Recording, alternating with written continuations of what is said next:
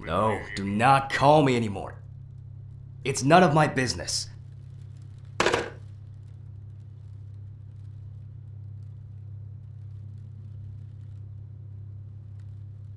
How am I supposed to record a lecture for the students now? Feeling completely broken.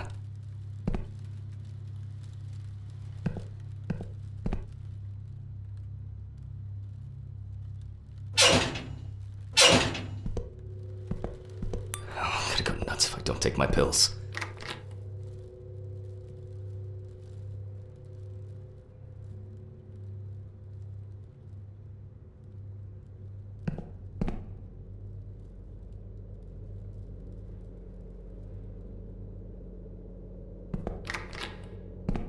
Fuck.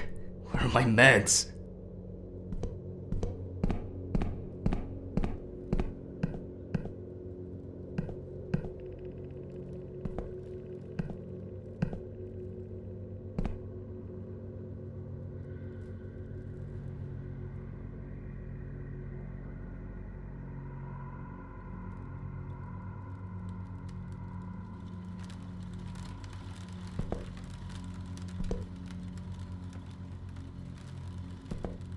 I borrowed it from Stephen.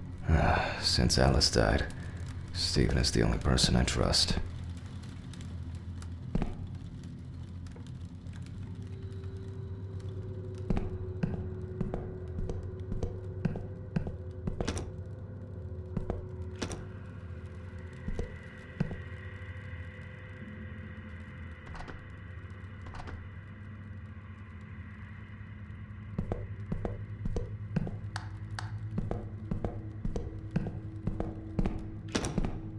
It's locked. This is not the time for a smoke break. That's definitely not the bathroom.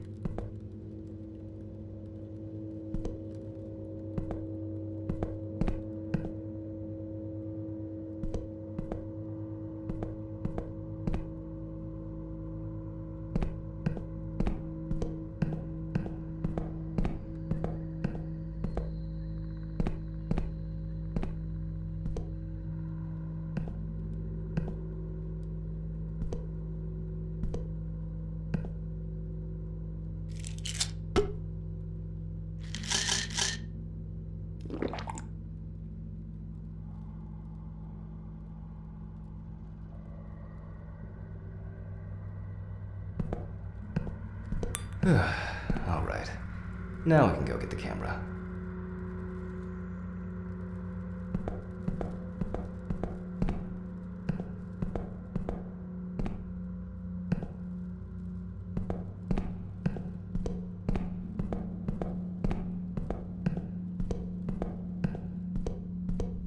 This place is starting to look like a garbage dump rather than a storage room. Well, I hope I won't forget to press the record button this time. Let's move on straight to our deceased.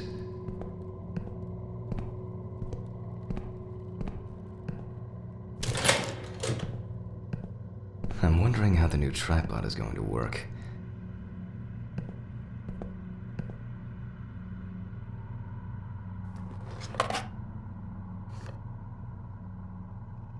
Just frame it properly and... Oh, this should be fine. November 21st, 1991. Time, 8:43 p.m. Recording for medical students from the University of Missouri. The autopsy is conducted by Jack Hammond. Ladies and gentlemen, it is always worth having a look at the files before conducting the autopsy. That is where we can find all kinds of clues to what could have potentially happened to the deceased.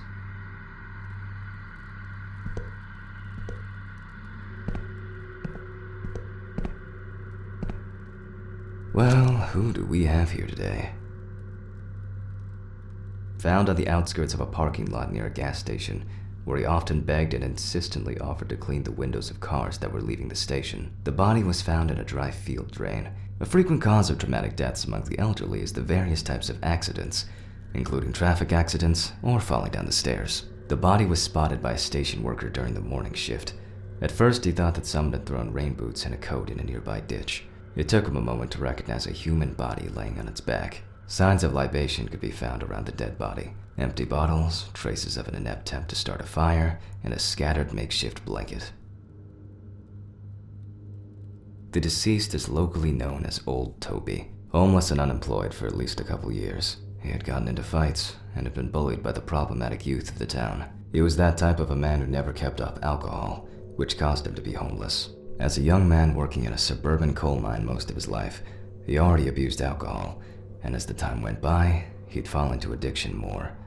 That's interesting. Although alcohol poisoning as a sole cause of death among the elderly people is relatively rare, different levels of alcohol poisoning happen among 1 in 4 deaths of elderly people, which may suggest that alcohol abuse is a significant issue in this age group. What is important to note, even though alcohol poisoning does not cause death, it does increase the risk of accidents and their following injuries.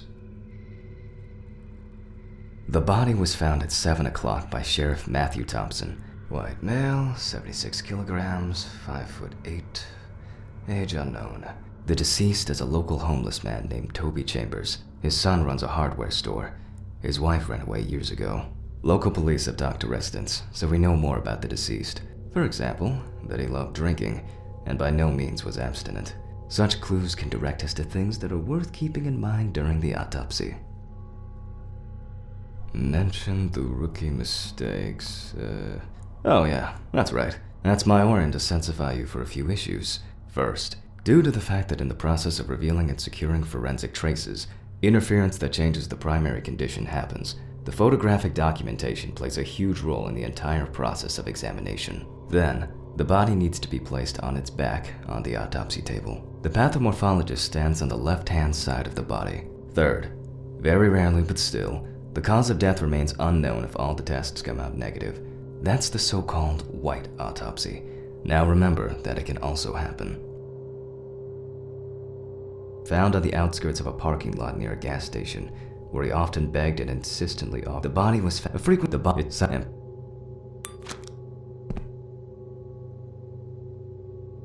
Where are the damn gloves? Now we can get to work. We're going to need the camera. It should be here somewhere.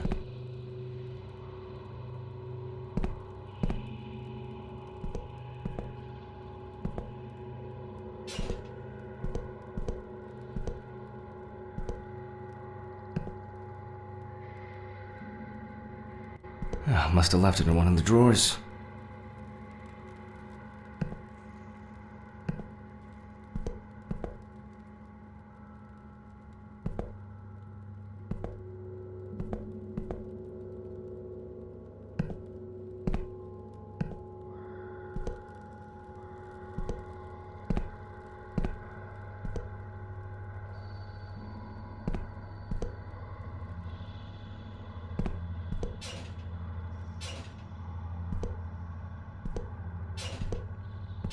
I don't want to disturb the neighbors.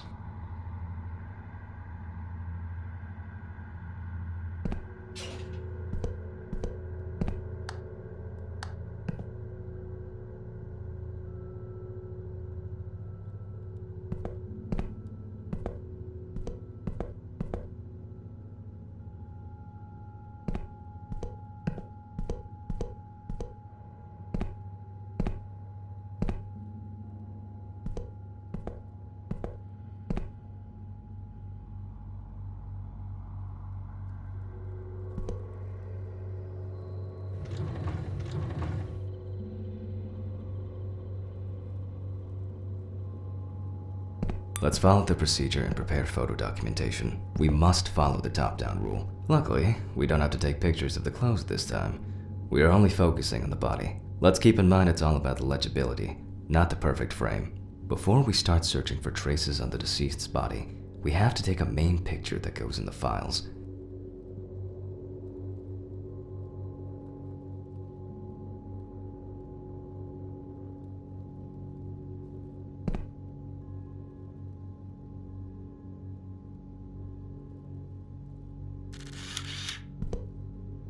Voila! Now we move on to the next step, trace search. We're going to need better zooming. And that's perfect.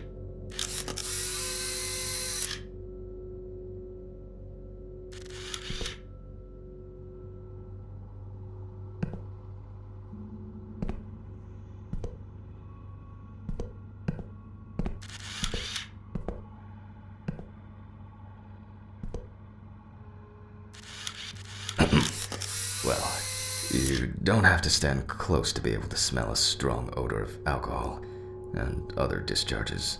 There's nothing left to say. Well,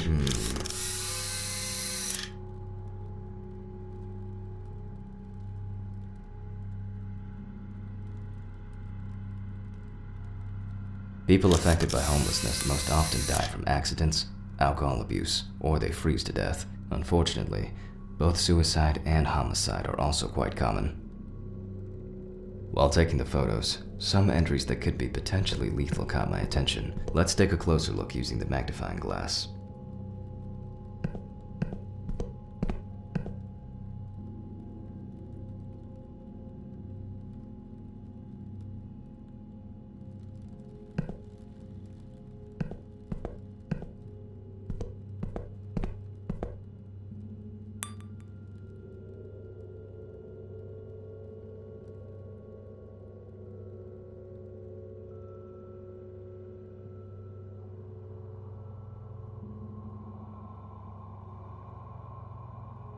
I don't need this tool now.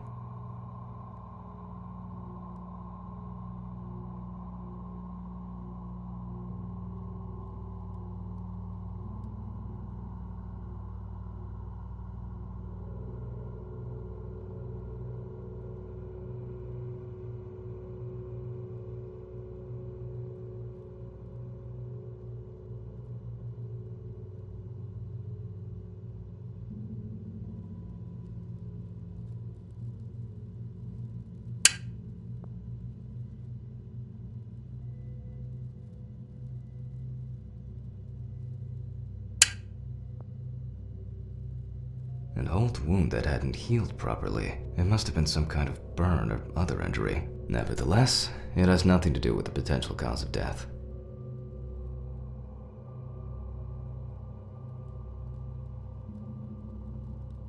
There are frostbite marks all over the deceased's body, although they are most visible on the tips of his fingers. They can be recognized by the very specific color of the skin. However, the hands tell us much more. By the look of his feet, I assume Toby must have worn uncomfortable and dinky shoes for quite a while. However, such wounds have nothing to do with his death.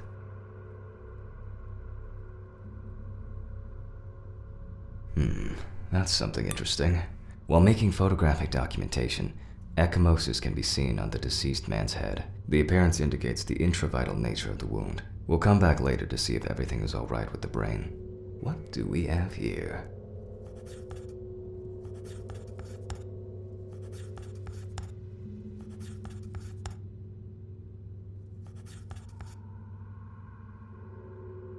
An old wound that hadn't healed properly. It could be the condition of the... By the look of his feet... Yeah, the odor can be the result of alcohol intoxication.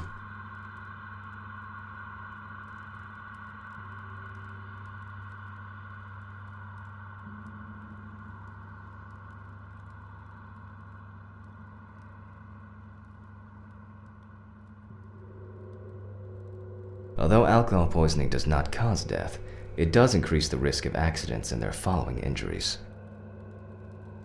A frequent cause of traumatic death at this point. That's all I can do based on all traces on the body of the deceased. The inside should tell me much more. Let's move back to I don't need this tool now.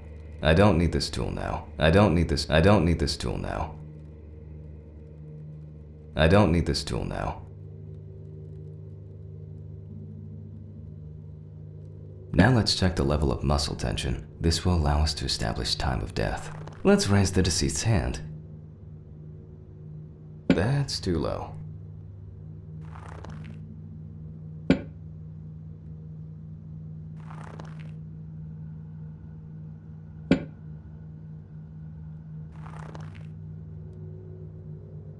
That's too high.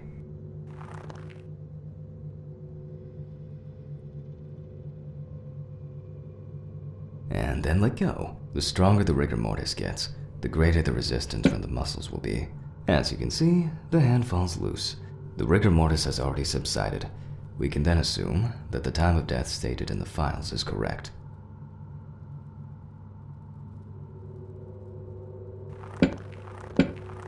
Let's grab a scalpel. You can boldly cut with the scalpel.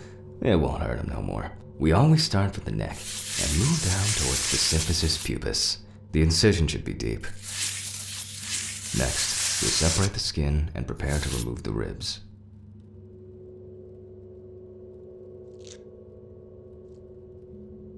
The adipose tissue has an intense yellow hue. As you probably already guessed, we're going to need the scissors. I don't need this tool now.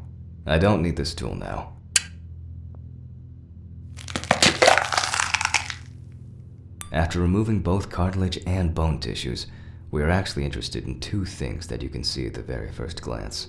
The lack of organ congestion means that, although the deceased was cold, hypothermia wasn't the cause of death.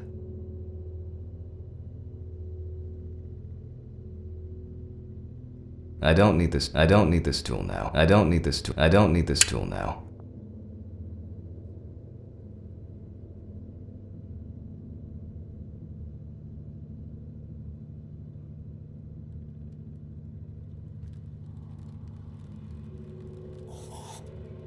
We can eliminate freezing as the cause of death.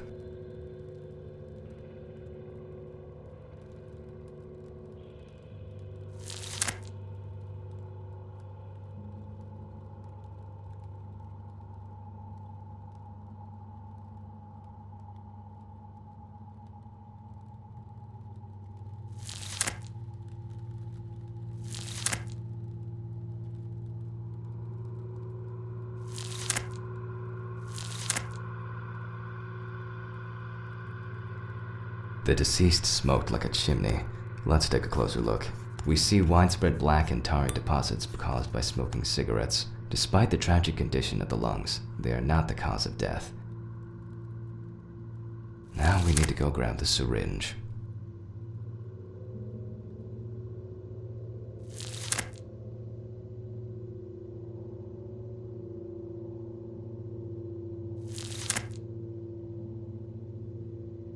At this point, we need to test the level of blood alcohol concentration of the deceased. We move on to collecting blood from the heart. 5 milliliters from the left ventricle should do it. Now, we prick the bladder and draw about 10 milliliters of fluid.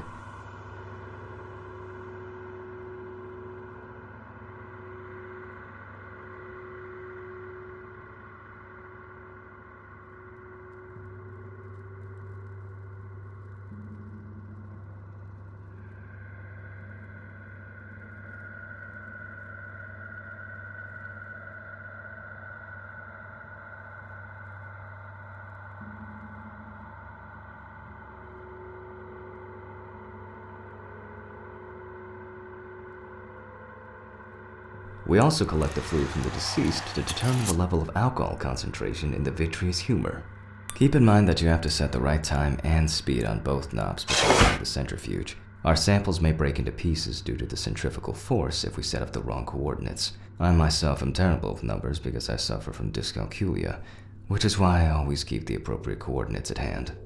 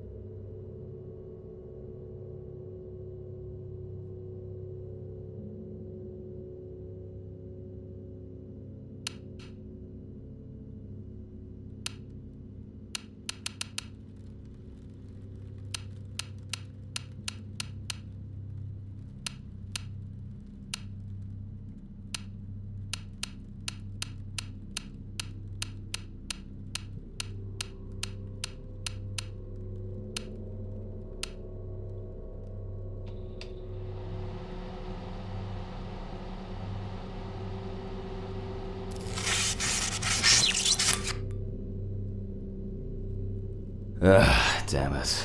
If something goes to shit, it's all the way. That's probably the blown fuses again. Hold up, I must have had a flashlight somewhere.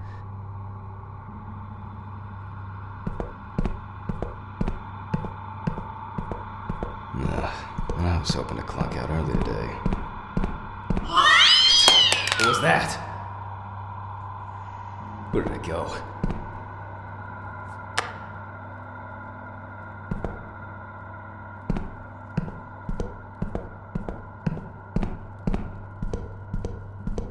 Yeah, it's definitely the fuses.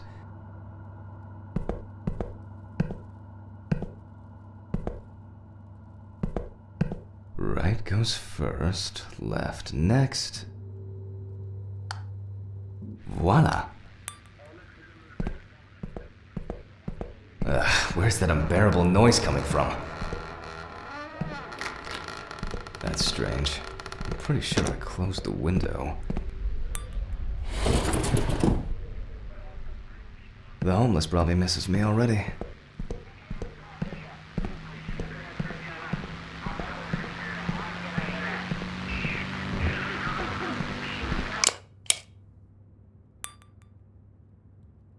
Where? Alright, let's see what we've got here.